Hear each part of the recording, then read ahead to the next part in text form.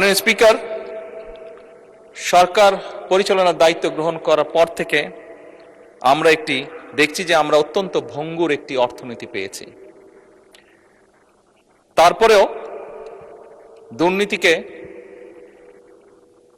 এই সময়ের মধ্যে যতটুকু সম্ভব দুর্নীতির টুটি চেপে ধরে এবং বিভিন্ন জায়গায় বিভিন্ন লিকেজ বন্ধ করার উদ্যোগ গ্রহণের মাধ্যমে আমরা চেষ্টা করছি কিভাবে জনগণের যে ট্যাক্সের টাকা সেটিকে সর্বোচ্চ অগ্রাধিকার দিয়ে সবচেয়ে ভালোভাবে সেটিকে জনগণের স্বার্থে এবং দেশের স্বার্থে ব্যবহার করা যায়।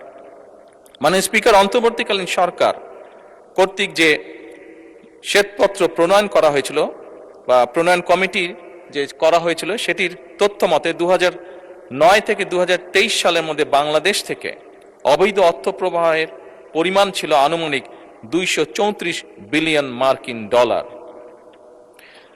যা বছর হিসাবে যদি আমরা ভাগ করি তাহলে বছরে গড়ে 16 বিলিয়ন মার্কিন ডলার, বাংলাদেশি টাকায় 1.8 লক্ষ কোটি টাকা। মাননীয় স্পিকার, পাচারকৃত প্রত্যেক বছর পাচারকৃত এই অর্থ একাধিক দেশে স্থানান্তরিত হয় অভিযোগ থাকায় তা উদ্ধারে সংশ্লিষ্ট দেশগুলোর সাথে মাননীয় স্পিকার এরই ভিতরে তথ্য বিনিময়, সম্পদ শনাক্তকরণ এবং পারস্পরিক আইন সহায়তা জোরদার করা হচ্ছে।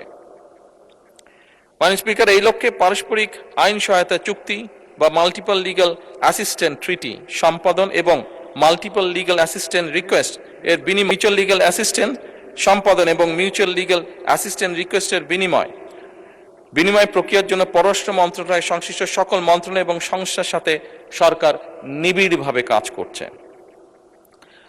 অর্থ পাচারের গন্তব্য যে দেশগুলো প্রাথমিকভাবে সরকার চিহ্নিত করতে সক্ষম হয়েছে সেই দেশগুলো হলো USA, UK, Canada, Switzerland, Australia, Thailand, UAE, Singapore, Malaysia এবং হংকং, চায়না। এদের মধ্যে 3টি দেশের মালয়েশিয়া, হংকং এবং সংযুক্ত আরব আমিরাতের সাথে চুক্তি স্বাক্ষরের বিষয়ে সম্মতি প্রদান করা হয়েছে। অপর 7টি দেশের সাথেও চুক্তি স্বাক্ষরের বিষয়টি মাননীয় স্পিকার প্রক্রিয়াধীন আছে। আমরা চেষ্টা করছি, আমাদের এন্ড থেকে আমরা চেষ্টা করছি এটাকে যত দ্রুত সম্পন্ন করা সম্ভব হয়। মাননীয় স্পিকার, ইতিমধ্যে বাংলাদেশ ব্যাংকের গভর্নরের সভাপতিত্বে একটি আন্তঃসংস্থা টাস্কফোর্স গঠন করা হয়েছে। এই টাস্কফোর্স কর্তৃক চিহ্নিত এবং অগ্রাধিকার প্রাপ্ত 11টি মামলায় পাচার হওয়ার অর্থ পুনরুদ্ধারের জন্য আইনি প্রক্রিয়া চলমান রয়েছে। আন্তঃসংস্থা টাস্কফোর্স কর্তৃক চিহ্নিত অগ্রাধিকার প্রাপ্ত কেসসমূহ অনুসন্ধান এবং তদন্তের জন্য দুর্নীতি দমন কমিশনের নেতৃত্বে এবং বাংলাদেশ পুলিশের সিআইডি, জাতীয় রাজস্ব বোর্ডের সেন্ট্রাল এজেন্সি সেল, শুল্ক গোয়েন্দা তদন্ত অধিদপ্তরের সমন্বয়ে 11টি যৌথ অনুসন্ধান ও তদন্ত দল গঠন করা হয়েছে। জিআইটি গঠনের পর অগ্রাধিকার প্রাপ্ত মামলাগুলো অগ্রগতি নিম্নরূপ। মাননীয় স্পিকার, যেই নিম্নরূপ এটি পঠিত বলিয়া গণ্য করিতেছি। ধন্যবাদ।